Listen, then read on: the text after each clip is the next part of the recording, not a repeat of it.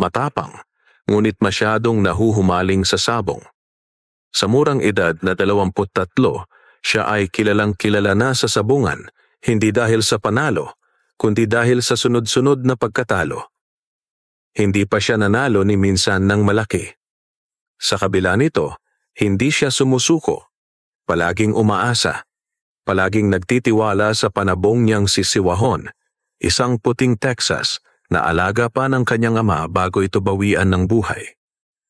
"Benito anak, hanggang kailan ka ba magpapaloko sa sugal na iyan?" Tanong ng kanyang inang si Aling Minda, habang naghuhugas ng pinagkainan nilang kaning lamig at tuyong isda. "Nay, konti na lang to. Pakiramdam ko, si Siwahon ang magdadala sa atin sa swerte. Paano kung bukas siya na ang magkampeon? Paano kung siya ang makabawi sa lahat ng pagkatalo natin?" Sagot ni Benito habang pinapainom ang manok. Ngunit ang totoo, si Benito ay baon na sa utang. May pagkakautang siya sa matandang si Mang Igme, isang kilalang 5-6 lender sa baryo. Isang linggo na lamang at kailangang mabayaran na niya ang utang na 2,000 na may interes na 500 piso kada linggo. Ang kinikita niya sa pagtulong sa palengke tuwing umaga ay halos sapat lamang sa kanilang pagkain. "Baka maputulan ka na ng daliri sa utang mo kay Mang Igme," biro ni Berto, ang kanyang kaibigang tambay sa kanto. "Hindi, mananalo ako, may kutob ako," paniniyak ni Benito, kahit alam niyang nauubos na ang kanyang pag-asa. Nang sumapit ang linggo, maaga siyang gumising. Isinalang niya si Siwahon sa paliliko. Sinabon, pinunasan, pinakain ng pinakuluang itlog na may luya, lahat ng ritual para lang manalo. Dala niya ang kahuli-hulihang 500 pisong ipon nila. Ang sabi ng kanyang ina, iyon sana ang pambili ng bigas at asin. Kung mananalo si Siwahon, bawi lahat, bulong niya sa sarili. Sa sabungan, naroon na naman ang kilalang sabungerong si Don Ramon. May edad na ito, may bigote, at may 2 bodyguard na laging nakasuot ng shades. May dala na namang bagong panabong, isang maitim na Texas na ang pangalan ay Itim na Alon. Balita sa sabungan, may mutya raw si Don Ramon, isang piraso ng berdeng bato na laging nasa bulsa niya kapag may sabong. "Walang tatalo sa Itim na Alon," wika ng announcer. "Kahit minsan, di pa yan nabubugbog." Ngunit pinatulan ni Benito. Tumaya siya ng 500 piso kay Siwahon. Tumaya rin si Don Ramon ng 50,000 sa kanyang manok. Pag-umpisa pa lang ng laban, hindi pa man nakakatuka si Siwahon, bumalibag agad si Itim na Alon. Isang tuka sa leeg, isang pitik ng tahid. Tumilapon si Siwahon. "Panalo! Itim na Alon muli!" sigaw ng announcer. Nakapayuko si Benito, nanginginig ang mga kamay. Wala na siyang pera, wala na rin siyang manok. Kinuha ng sabungan ng bangkay ni Siwahon, pinamigay sa mga tambay bilang papak. Sa kanyang pag-uwi, huminto siya sa gilid ng kakahuyan, sa ilalim ng punso, at naupong umiiyak. Sa dami ng iniisip, hindi niya napansin na parang may malamig na hangin na dumaan. At sa gilid ng kanyang mata, may munting nilalang. Maliit, may mahahabang tenga, may suot na pulang sombrero, ang nanonood sa kanya. "Bakit ka umiiyak, iho?" Mahina ngunit matinis na tanong ng nilalang. Napatingin si Benito. "Sino ka?" "Ako si Ambyong. Isa akong duwende. At mukhang kailangan mo ng tulong." Nanlaki ang mata ni Benito. Hindi siya makapaniwalang totoo ang nakikita niya. Isang duwende. Maliit, mga isang talampakan lang ang taas, may mahaba at puting balbas. Suot ang pulang sombrero, berdeng bestida at itim na bota, ang nakaupo sa ibabaw ng punso. Kumakain ito ng pinipig at tila masayang-masaya habang pinagmamasdan si Benito. "Hindi ka ba natatakot sa akin?" tanong ng duwende habang ngumunguya. "Medyo," sagot ni Benito. "Pero parang wala na rin akong takot. Lahat na lang yata ng malas na punta na sa akin." Umiling ang duwende. Hindi malas ang may kasalanan sa kabiguan mo. May mga sabongerong gumagamit ng mahika. Hindi mo ba nararamdaman? Ang manok ng matandang Don Ramon. May mutya. Mutya? Anong magagawa ko? Wala akong agimat, wala na rin akong manok, at mas lalong wala na akong pera. Ngumiti si Ambyong. Kaya nga kita kinausap. Ako si Ambyong, tagapangalaga ng mga manok sa gubat na ito. Matagal na akong nanonood ng mga laban sa sabungan. Alam kong may puso ka, Benito. Hindi ka sakim tulad ni Don Ramon. Gusto ko kitang tulungan. Napakunot ang noo ni Benito. Tulungan? Paano?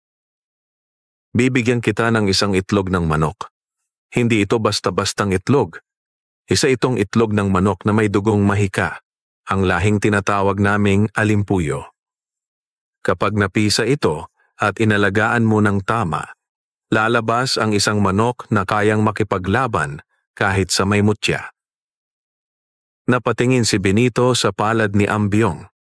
May hawak itong bilog na itlog, mas maliit sa karaniwang itlog ng manok, kulay asul, at tila may kumikislap sa loob. Pero may kondisyon, dagdag ng duwende. Bawal mo itong gamitin sa kasakiman. Bawal mo itong ibenta.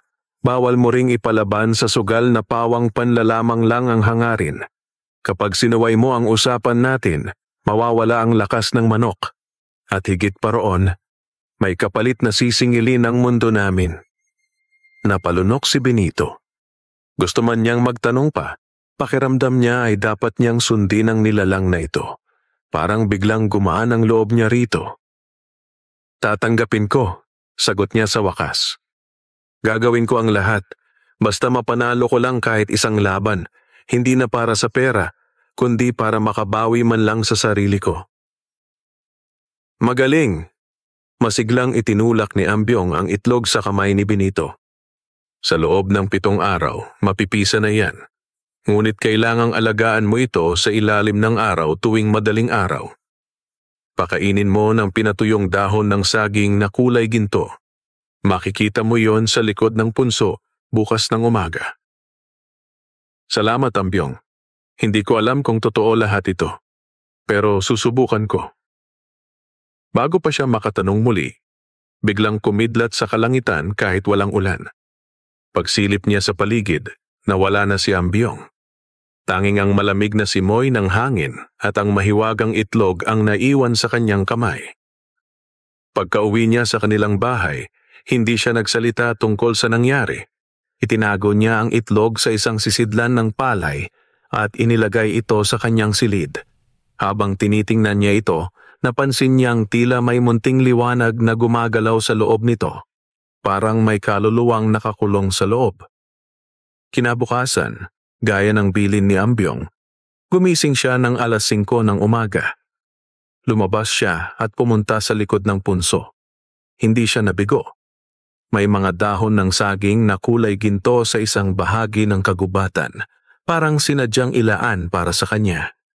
Pinulot niya ito, dinurog, at inihain sa tabi ng itlog. Sa mga sumunod na araw, naging abala si Benito sa pag-aalaga ng itlog. Laging maaga siyang gumigising. Ipinapainit sa araw, pinapakain ng dahon, at nilalagyan ng bulak ang ilalim ng sisidlan upang panatiling mainit.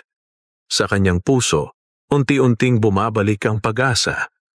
Sa ika-6 na araw, habang pinapainitan niya ang itlog, bigla itong nagkibit, kumilos, umikot, at mula sa loob nito ay narinig niya ang mahina, ngunit matinis na tik-tik-tik.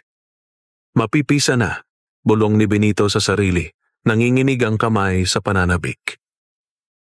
Ngunit sa araw ding iyon, may dumating sa kanilang baryo, ang utusan ni Don Ramon.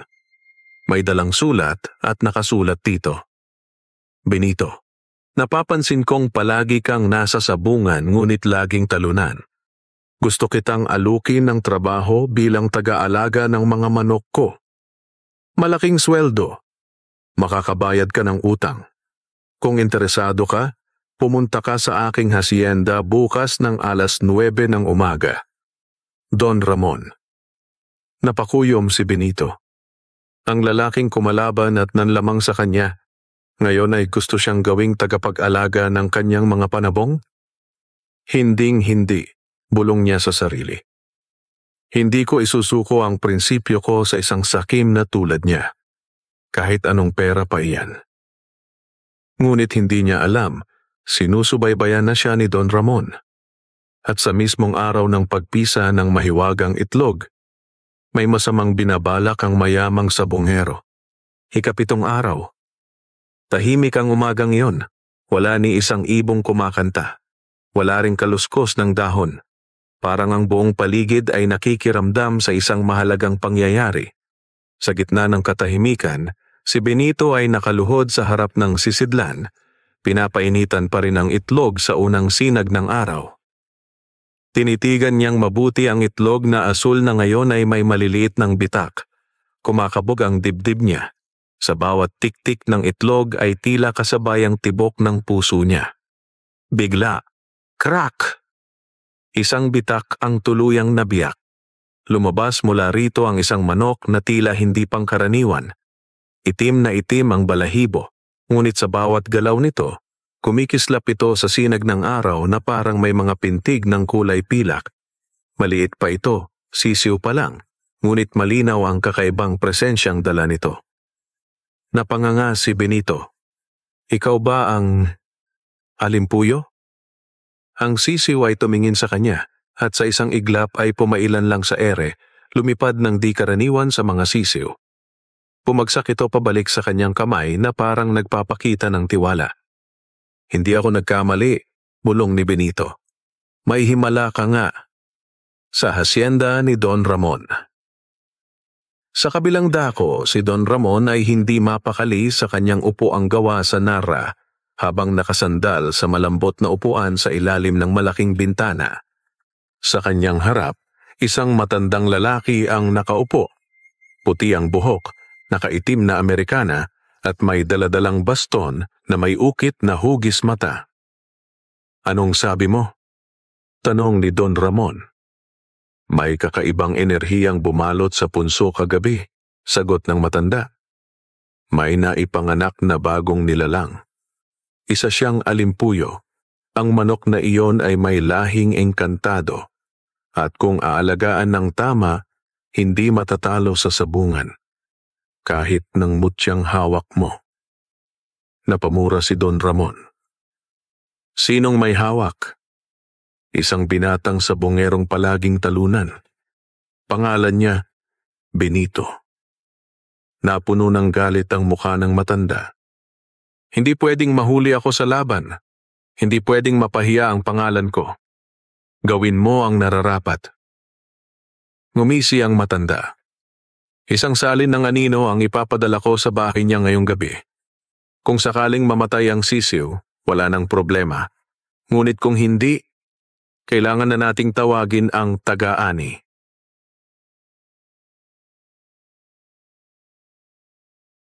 Sa bahay ni Benito. Abala si Benito sa pag-aalaga ng sisiw.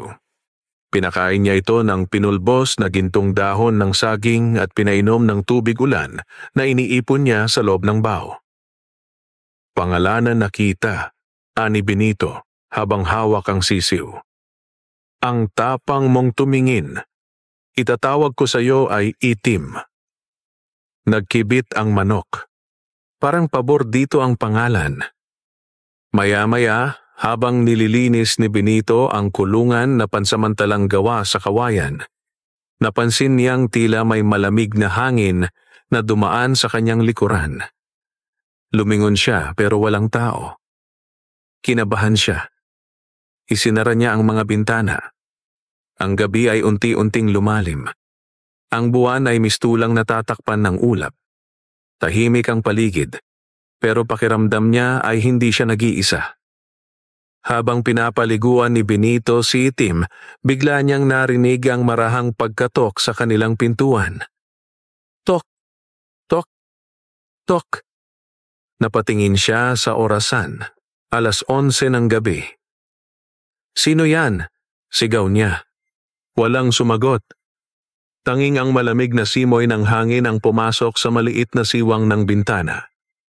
Tumayo si Benito hawak ang machete na palaging nasa tabi niya. Dahan-dahan siyang lumapit sa pinto at sumilip sa siwang. Walang tao. Pagbukas niya ng pinto, may nakita siyang isang aninong dumaan sa kanyang bakuran. Mabilis, halos hindi tumatapak sa lupa. Pumasok siya kaagad, nilapitan si Itim. Nanginginig na ito. Tila may nakikita na hindi kayang makita ng mga ordinaryong mata. Dito na niya naalala ang babala ni Ambyong. Kapag sinuway mo ang kasunduan, may maniningil. Ngunit alam ni Benito, wala siyang nilabag.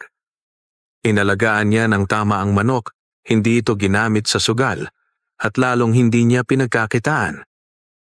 May ibang galit sa akin, bulong niya. At gusto nilang kunin ka, Itim. Kinuha niya ang manok, binalot sa telang itim, at dinala sa ilalim ng kanyang kama.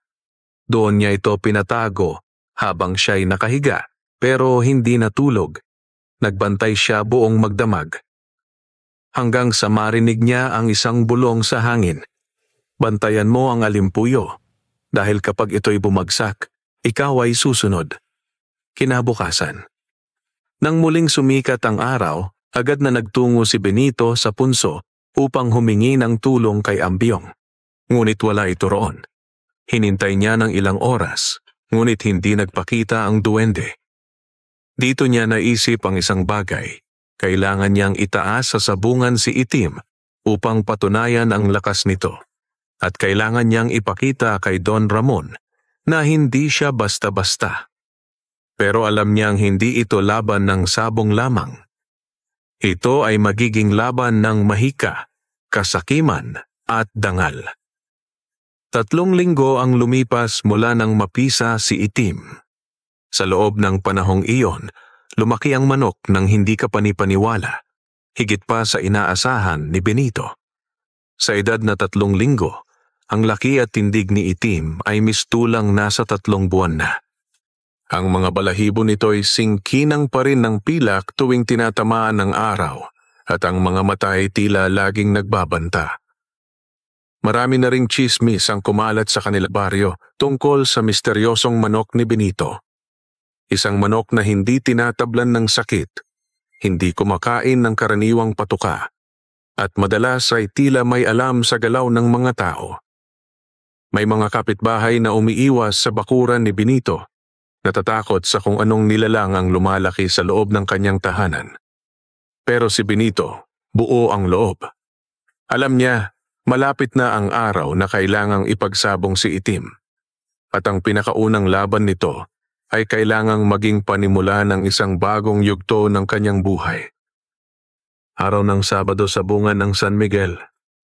Maaga pa lang ay puno na ang sabungan. Nagkakagulo na ang mga sabongero, may kanya-kanyang manok na dala. Ang ilan ay nagyayabangan, ang iba'y nanonood lang, tumataya, nag-aabang ng panalong mainam. Nakarating si Benito, dala si Itim sa isang kahon na may butas. Tahimik siya, hindi nagyayabang, ngunit bakas sa mga mata ang determinasyon. Lumingon siya sa paligid at napansin ang grupo ng mayayamang sabongero, kabilang na si Don Ramon, nakaupo sa gitna ng grandiosong upuan sa harapan ng sabungan, nakasuot ng kulay lila na barong at may suot na mamahaling shades. Katabi niya ang alalay nitong si Brando, na dating mananabong rin pero ngayon ay tagapamahala ng mga laban ni Don Ramon. Napansin agad si Benito ng mga tao. Isang lalaki ang nagsalita. "Oh, ayan na si Benito. Yung laging talunan. Dala mo na naman yung pang-adobo mo?" Nagtawanan ng mga sabonghero. Hindi sumagot si Benito. Tiningnan lang niya sila tapos ay mahinahong inilabas si Itim mula sa kahon. Biglang natahimik ang paligid. Ang manok ni Benito ay walang katulad. Malalaki ang hita, matulis ang tari, matikas ang tindig, at ang mga mata ay tila hindi basta-basta titigil sa laban. "Anong klaseng manok yan?" bulong ng ilan. "Parang hindi tumitibok ang puso, parang halimaw." Sa loob ng sabungan, nagharap ang 2 manok. Ang kalaban ni Itim ay manok ni Brando. isang puting Texas breed na kilala sa lakas, bilis, at tibay. Maraming beses nang nanalo ito at palaging may mataas na pusta. "Double sa pusta!" sigaw ni Brando. 2,000. Tahimik si Benito, ngunit may lalaking biglang sumigaw mula sa gilid. 3,000 sa itim. Si Mang Castor, isang dating sabongero na ngayon ay tahimik na lang tumataya. Nagbulungan ng mga tao. Lahat ay nagtanong, "Sigurado ka, Castor?" Baguhan niyang si Benito. Ngumiti lang si Mang Castor. Minsan lang dumaan ang halimaw na manok. Nasa kanya na. Ang laban. Tumigil ang oras sa loob ng sabungan. "Handa na," sigaw ng tagasabit. Tumango ang 2 sabonggero. Pagbitaw, zishti. Walang 5 segundo, si Itim ay umikot sa ere, dumapo sa likod ng puting manok, at tinuhog ito gamit ang kanyang tari sa leeg. Isang mabilis, tiyak, at marahas na galaw. Nagsigawan ang mga tao. "Patay na agad? Tapos na?" Laking gulat ng lahat, lalo na ni Brando, nang makita ang puting manok ni Don Ramon na wala ng buhay sa gitna ng sabungan. Si Itim ay nakatayo sa ibabaw nito, hindi tumitigil sa pagtitig sa katawan ng tinalo.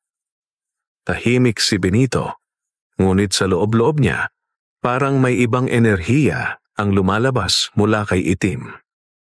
Pagkatapos ng laban, lumapit si Don Ramon sa gilid ng sabungan. Pinagmasdan niya si Benito habang pinupunasan ng dugo sa tari ni Itim. "Anong manok yan, iho?" tanong niya, formal ngunit malamig ang tono. "Manok ko, Don," sagot ni Benito. Pinaglihi sa liwanag ng buwan, pinanganak sa punso, lumaki sa pangarap ng isang talunang sabungero. Ngumiti si Don Ramon, pero malamig. "Masaya ako sa panalo mo, pero sa susunod na laban, sa manok kong may mutya ka na tatapat. Hindi basta-basta yon. Makikita natin kung totoo ngang may himala ang alaga mo." Tumalikod si Don Ramon. Ngunit bago pa siya makalayo, bumulong ang isang hangin sa tabi ni Benito.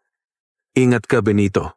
Ang susunod na laban ay hindi na lamang laban ng manok. Ito'y laban ng buhay mo." Kinabukasan ng laban ay tila nagbago ang ihip ng hangin sa buong baryo. Ang pangalan ni Benito ay naging usap-usapan na hindi lamang sa kanilang lugar, kundi pati na rin sa mga karatig baryo.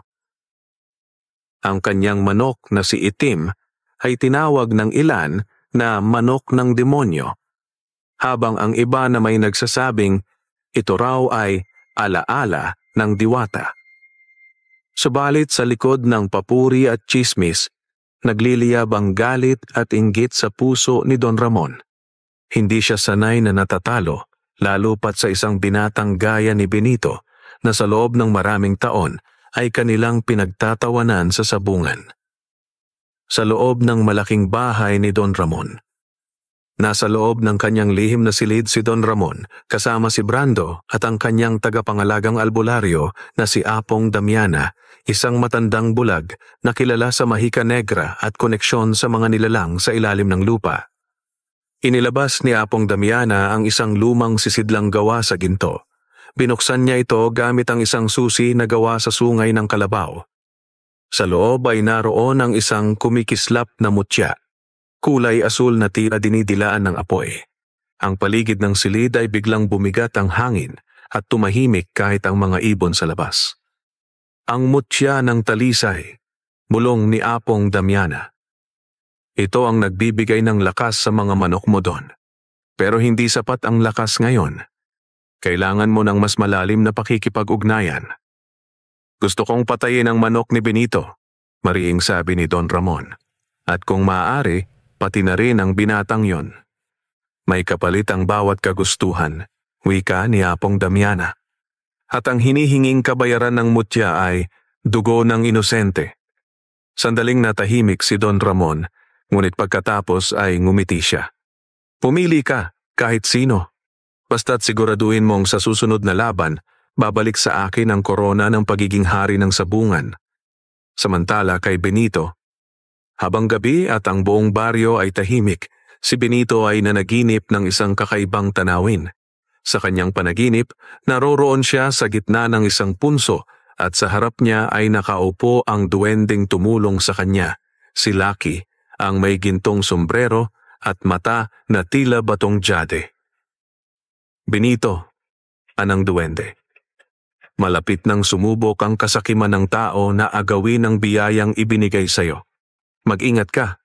Hindi lang mutya ang pinanghahawakan ng Don, kundi ang lumang sumpa ng isang kasunduan sa ilalim ng buwan. Paano ko malalabanan? Tanong ni Benito. Ang manok ko. Hindi ko na alam kung siya ba'y manok pa o isang nilalang na may sarili ng isip. Si Itim ay anak ng karimlan at liwanag. Hanggat wala kang kasakiman, mananatili siyang tapat. Pero bantayan mo ang paligid mo. Hindi sa lahat ng laban, manok lang ang may sugat. Sa gitna ng gabi, isang puting van ang huminto sa tapat ng bahay ni Benito. Bumaba ang dalawang lalaking nakaitim. Tahimik nilang binuksan ang bakod at dahan-dahang lumapit sa kulungan ni Itim.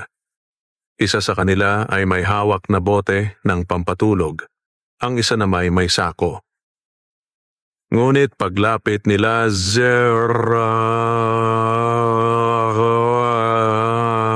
isang matalim na tunog ang umalingaw-ngaw.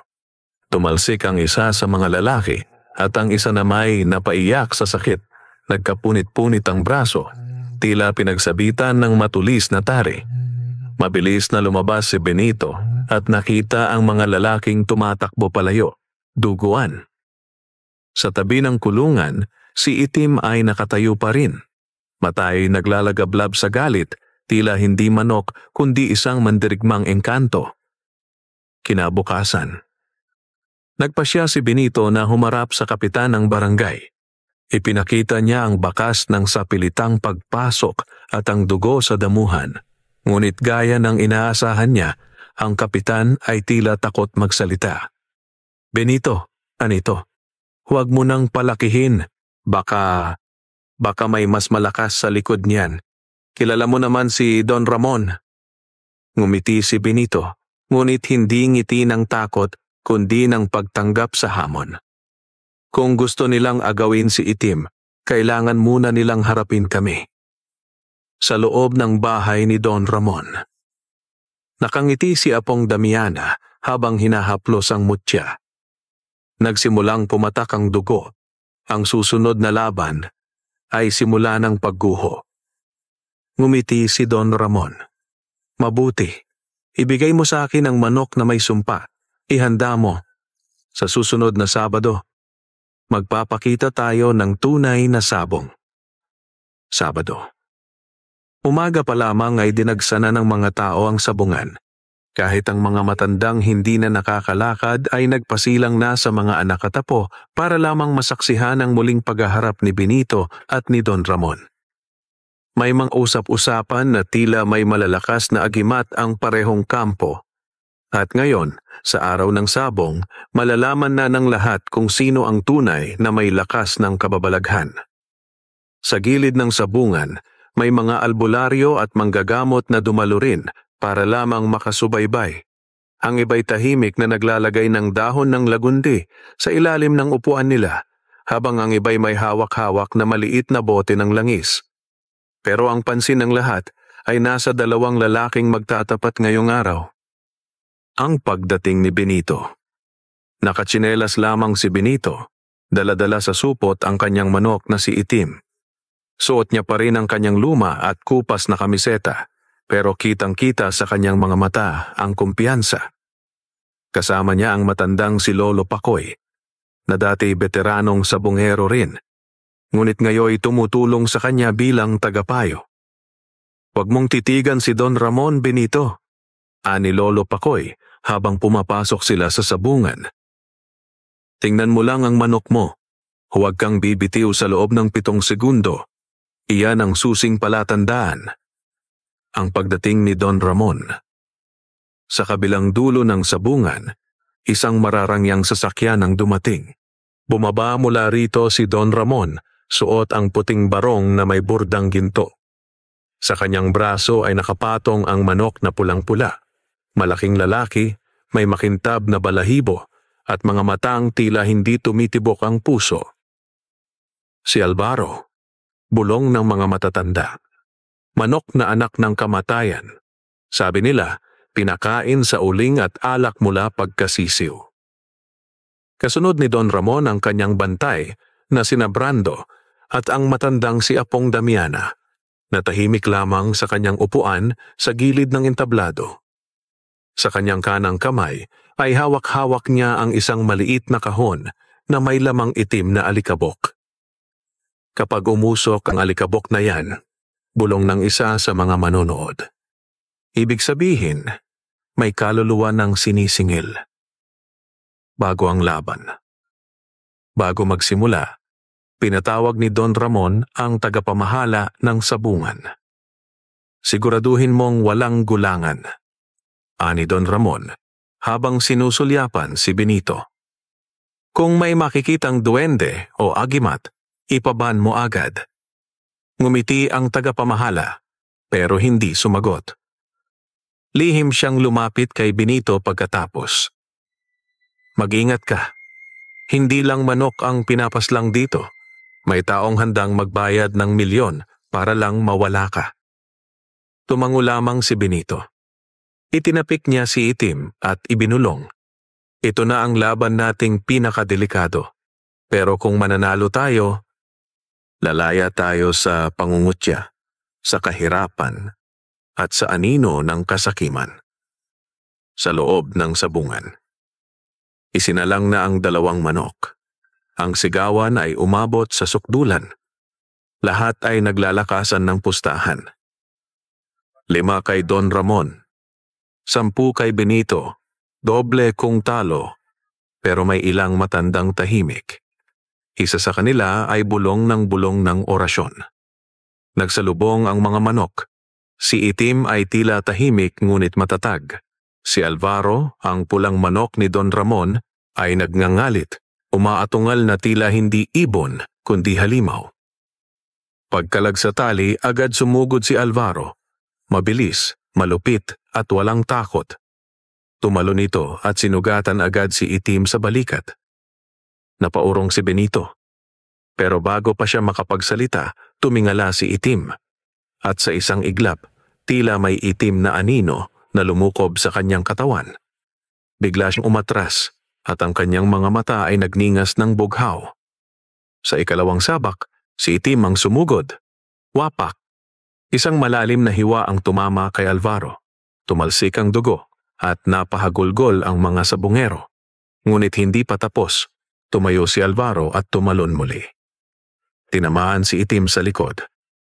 Ngunit sa halip na matumba, umilaw ang kanyang katawan sa sandaling liwanag na tila may dumapong espiritu. Napatingin si Apong Damiana. Naramdaman niyang may ibang puwersa na sumalo kay Itim. Hindi engkanto, kundi isang mas matandang nilalang. Ang huling yugto. Nagkatinginan ang 2 manok, puno ng dugo at galit. Huling sabak. Lahat ay tumigil sa hininga. Sabay silang tumalon. Krak! Pareho silang tumama. Parehong tumilapon. Parehong nagpagulong-gulong sa lupa. Tumingin si Benito. Tumayo si Itim. Sa kabilang banda, hindi na gumalaw si Alvaro. Namuti ang kanyang mata at lumabas ang huling hininga nito. Tumahimik ang buong sabungan. Isang matandang babae ang biglang tumawa mula sa sulok. Ang anak ng dilim at liwanag, nagwagi. Pagkatapos ng laban, halos hindi makapaniwala ang mga tao sa sabungan. Ang manok ng isang hamak na binata na tila walang kapangyarihan, ang siyang tumalo sa malademonyong manok ni Don Ramon. Laking tuwa ng mga tao, itinaas si Benito, binuhat at kinilalang bagong hari ng sabungan. Ngunit habang ang karamihan ay nagsasaya, may mga matang nanonood sa dilim. At may isang matandang duwende ang lihim na nagmamasid mula sa ilalim ng sabungan. Nakangiti, ngunit may halong lungkot sa kanyang mukha. Gabing tahimik, Lihim ang lumilitaw. Pagka-uwi ni Benito, tahimik niyang hinaplos ang sugatang si Itim. Ginamot niya ito ng langis at halamang gamot na itinuro ng kanyang lola noong nabubuhay pa ito. Ngunit sa kanyang isipan, paulit-ulit ang tanong, ano ang nangyari? Bakit biglang lumakas si Itim? Ano ang liwanag na yon? Hindi pa man siya tuluyang nakakatulog, may narinig siyang mahihinang yabag mula sa labas ng kanyang kubo. Tok! Tok! Tok! Pagbukas niya ng pinto, may nakita siyang isang matandang lalaki, pandak, may puting balbas, at nakasuot ng kulay berdeng kupas na barong.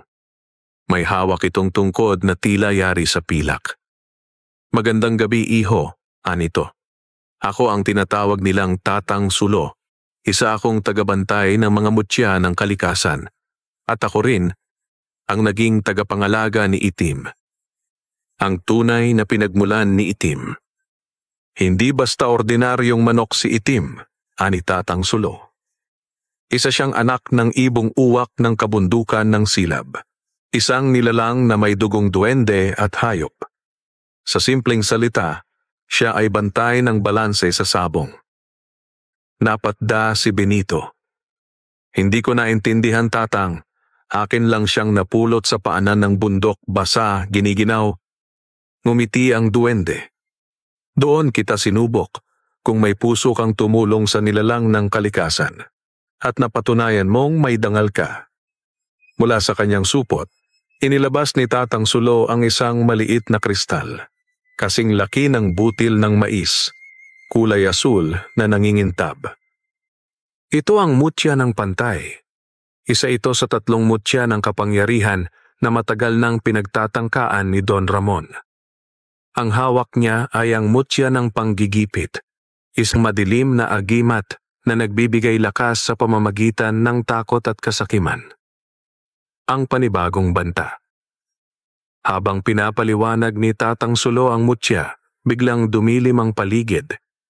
Umihip ang malamig na hangin at tila may aninong dumaan sa paligid ng kubo ni Benito. Tumigil ang duwende at sumilip sa dilim. Nararamdaman ko siya, ang anino ni Kabal. Isa siya sa mga nilalang na nakatali sa agimat ni Don Ramon. Kung mas lalakas pa si Don Ramon, hindi na sabong ang mawawala, kundi ang kalikasan mismo. Ang misyong ibinilin. Lumapit si Tatang Sulo kay Benito. Hawak mo na ngayon ang unang mutya. Ngunit upang mapanatili ang balanse, kailangan mong hanapin ang ikalawang at ikatlong mutya. Kung hindi, ang agimat ni Don Ramon ay lalakas ng husto at babalutin niya sa kasakiman hindi lang ang sabungan, kundi ang buong lalawigan. Napabuntong hininga si Benito.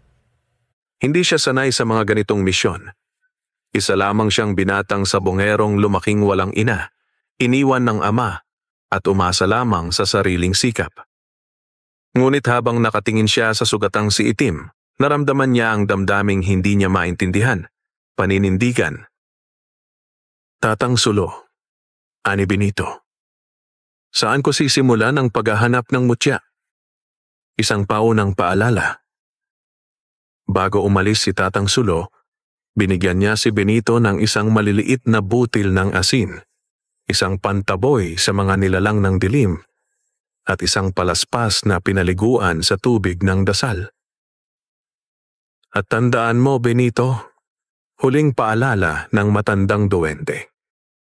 Hindi lahat ng kaaway mo ay halimaw ang itsura.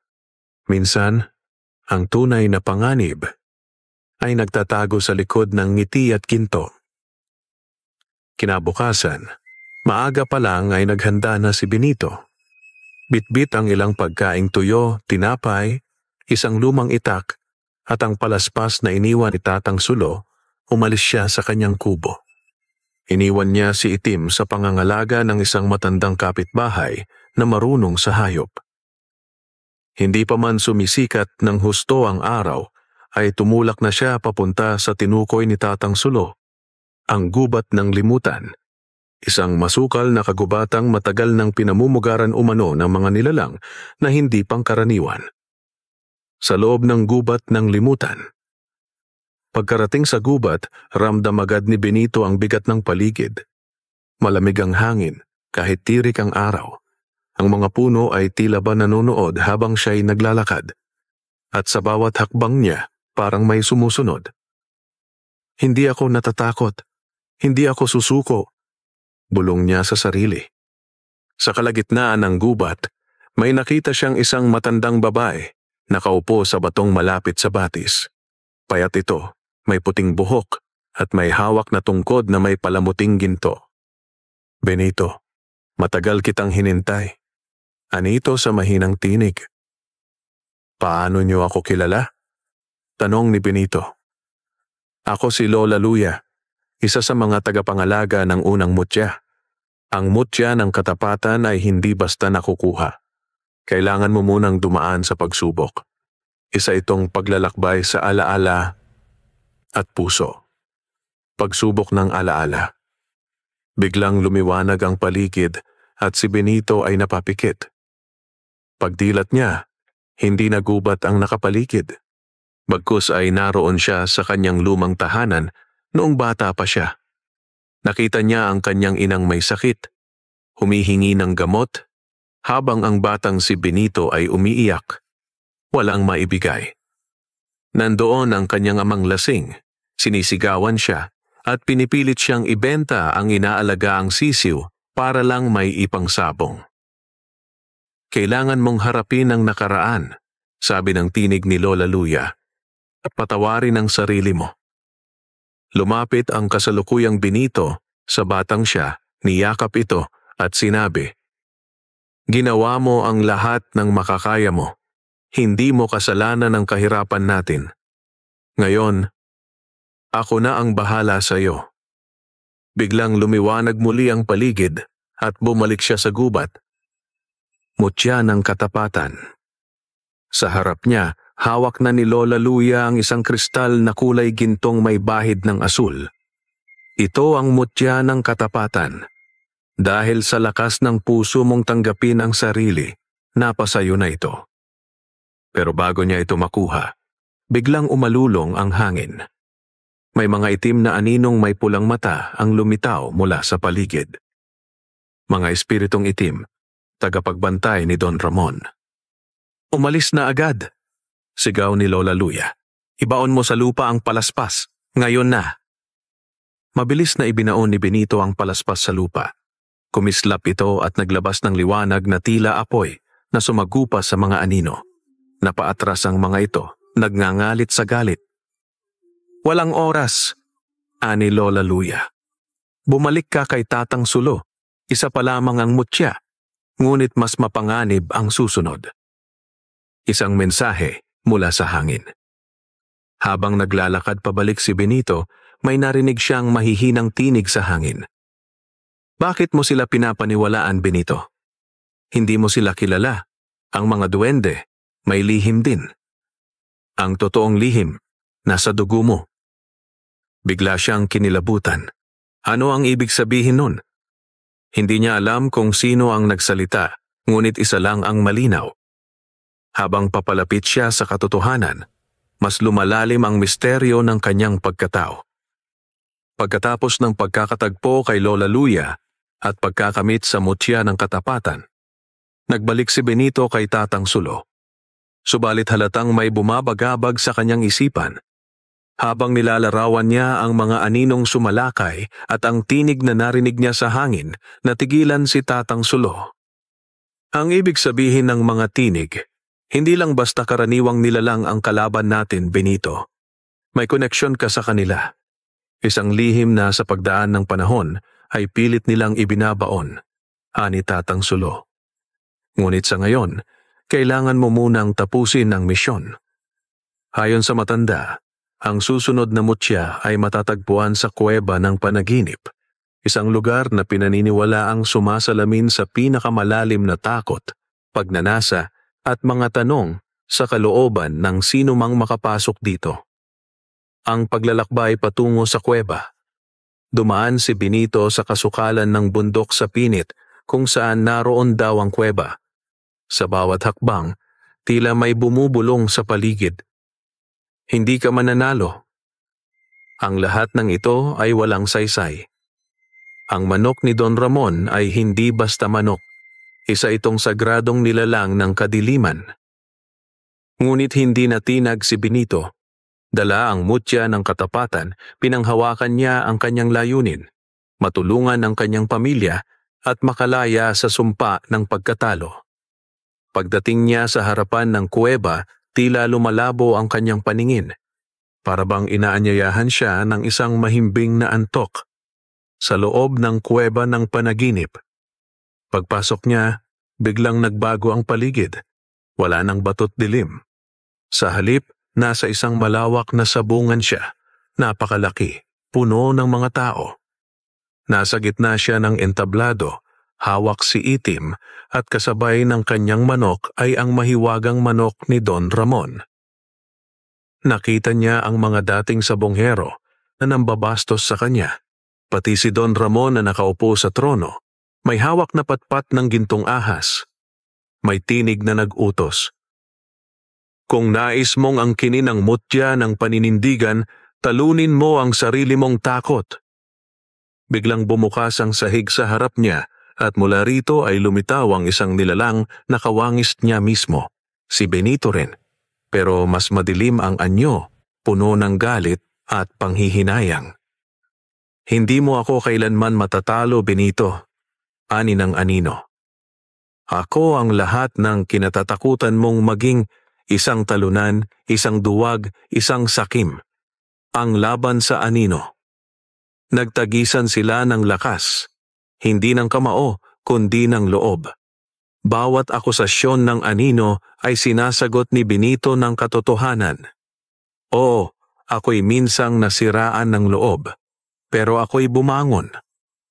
Oo, ako'y natalo, pero hindi ako sumuko. Hindi ako perpekto, pero ako'y may paninindigan. Sa bawat sagot, ang anino ay lumiit. Hanggang sa ito'y matunaw, at mula sa gitna ng sabungan ay lumitaw ang ikalawang mutya. Isang kristal na bughaw na kumikislap, tila bang pusong tumitibok. Pagbabalik sa tunay na mundo. Pagkatapos ng pagsubok, muling nagdilim ang lahat. Pagdilat ni Benito, nasa bungad na siya ng kuweba. Bitbit na niya ang mutya ng paninindigan. Ngunit hindi pa man siya nakakalayo, lumitaw ang isang matangkad na lalaki, nakasuot ng barong na gawa sa hibla ng itim na uod. Maputla ang balat nito at may mata na tila apoy. Benito, anito.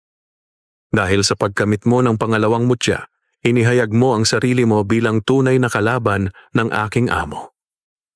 Sino ka? Tanong ni Benito. Ako si Salimbasig, ang bantay ng huling mutya at tagapagsilbi ni Don Ramon. Isang babala. Hindi mo kayang tapusin ang sinimulan mo. Ang ikatlong mutya ay nasa puso ng kasinungalingan at hindi ito basta-basta binibigay. Kailangan itong kunin mula sa iyong dugo. Mabilis na nawala si Salimbasig sa hangin. Iniwang magulo ang isipan ni Benito. Ano ang ibig sabihin ng dugo? Ano ang koneksyon niya sa mga nilalang na ito? Lumipas ang ilang araw matapos makuha ni Benito ang mutya ng paninindigan mula sa kuweba ng panaginip. Ngunit hindi siya mapakali. Ang mga salitang binitiwan ni Salimbasig ay patuloy na umaalingaw-ngaw sa kanyang isipan. Ang ikatlong mutya ay nasa puso ng kasinungalingan at hindi ito basta-basta binibigay. Kailangan itong kunin mula sa iyong dugo. Bumalik siya sa kubo ni Tatang Sulo, dala ang bigat ng tanong na hindi niya maipaliwanag. Naghihintay si Tatang sa harapan ng maliit na altar na gawa sa ugat ng kahoy. Nang umupo si Benito, tiningnan siya ng matanda. Panahon na, anya, na malaman mo ang buong katotohanan. Ikinuwento ni Tatang Sulo ang isang lihim na matagal nang itinatago ng kanyang pamilya. Ayon sa matanda, si Benito ay hindi ganap na tao. Ang kanyang ama ay isang duwende na mabait at makatao na umibig sa isang mortal, ang ina ni Benito. Ngunit nang malaman ng mga masasamang duwende sa ilalim ng pamumuno ni Don Ramon ang tungkol sa pag-iibingang iyon, Isinumpa nilang hindi kailanman magtatagumpay ang magiging anak ng duwendeng iyon. Ikaw yon, Benito, ang kalahating duwende, kalahating tao. Kaya mo nararamdaman ang tawag ng mga mutya, kaya ikaw ang pinili nilang lumaban. Muntik nang bumaligtad ang sikmura ni Benito sa narinig. Kaya pala, sa tuwing may kakaibang ingay sa paligid, tila pamilyar ito sa kanya. Kaya pala, nakakapanaginip siya ng mga duwendeng umiiyak, tumatawa at nanguusig. Nasaan ang huling mutya? Tanong ni Benito. Sa ilalim ng lumang sabungan, sagot ni Tatang Sulo. Doon sa mismong lugar kung saan unang itinayo ang sabungan ng iyong amang duwende. Ngunit bago mo ito makuha, kailangan mong pumasok sa pusod ng kasinungalingan. Isang kuweba sa ilalim ng lupa, tinatawag na Tibod sang Kamatuoran ng mga duwende.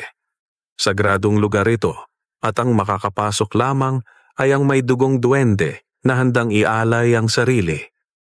Lumarga si Benito kinabukasan, bitbit ang 2 mutya. Sinundan niya ang lumang guhit ng mapa mula kay Tatang Sulo patungo sa gilid ng sabungan na dating pag-aari ng kanyang yumaong ama. Doon niya nakita ang isang batong may ukit na sinag, isang palatandaan ng mga duwende. Sa pamamagitan ng mutya, binuksan niya ang pintuang bato at pumasok sa kailaliman ng lupa.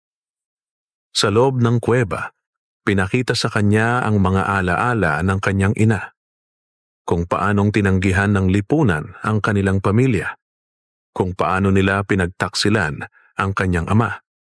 Sa dulo ng kuweba ay isang salamin na hindi refleksyon ang ipinapakita, kundi ang kanyang mga kahinaan.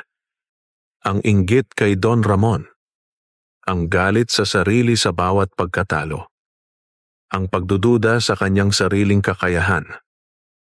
Biglang lumitaw si Salimbasig. Narito na tayo, Benito. Handa ka bang isuko ang sarili mo upang makuha ang huling mutya? Mula sa gitna ng kuweba, lumabas ang isang itim na mutya, umiikot sa ere. Ngunit hindi ito basta kukunin. Kailangan niyang sugatan ang sarili at patakan ito ng kanyang dugo upang maging buo. Nang gawin niya ito, nagliyab ang mutya, lumiwanag sa bughaw, luntian at ginto. Ang ikatlong mutya, mutya ng sariling katotohanan, ay kanyang nakamit. Ngunit hindi pa siya nakakaalis sa kuweba nang biglang lumindol. Sa gitna ng apoy at aling-aungaw, lumitaw ang pinakakinatatakutang nilalang, Don Ramon, sa kanyang tunay na anyo. Hindi na ito mukhang tao. Ang anyo niya ay kalahating duwende, kalahating halimaw. Ang kanyang balat ay parang kaliskis ng ahas at ang kanyang mga mata ay nagliliyab. Akala mo ba makakatakas ka? Ang mutyang iyan ay akin. Matagal ko nang inaasam makuha ang lakas ng ama mo at ng lahing duwende. Sa tulong ng 3 mutya, tumindig si Benito. Mula sa kanyang katawan ay lumabas ang liwanag. Nagsanib ang katapatan, paninindigan at katotohanan. Ang kanyang anyo ay hindi na lamang isang simpleng binata, kundi isang mandirigmang duwendeng tagapagtanggol ng balanse sa mundo. Nagtagisan sila ni Don Ramon sa loob ng kuweba, halinhinan ang mga palo ng mahiwagang patpat at apoy. Ngunit sa huli, sa lakas ng kanyang paninindigan at ang pagbabalik ng alaala ng kanyang ama, naitama ni Benito ang pagkaputol ng linya ng mga mabubuting duwende. Si Don Ramon ay nawasak, tinangay ng alingasngas ng liwanag. Ang mutyang dati niyang inaari ay nabiyak at naging alikabok. Pagbalik ni Benito sa ibabaw ng lupa, ang sabungan ay tila ibang-iba na. Ang dating bulok na kahoy ay naging makintab na, at ang mga tao ay tila mas maliwalas ang tingin sa kanya. Si Itim, ang kanyang manok, ay parang may sariling presensya na. Sa unang sabong ng pagbabalik ni Benito, nagtagpo silang muli ni Don Ramon sa anyo ng isang bagong sabongerong sakim at tuso. Ngunit sa halip na labanan ito agad, ngumiti lang si Benito. Hindi lahat ng laban ay kailangang tapusin sa patayan. Minsan, sapat na ang malaman mong alam mo na kung sino ka. Mula noon, hindi na lamang si Benito ang sabungerong palaging talo. Siya na ngayon ang pinuno ng bagong lahi ng sabungerong may puso, may paninindigan, at may tunay na agimat, ang tatlong mutya ng pagkatao. At sa bawat ikot ng sabungan,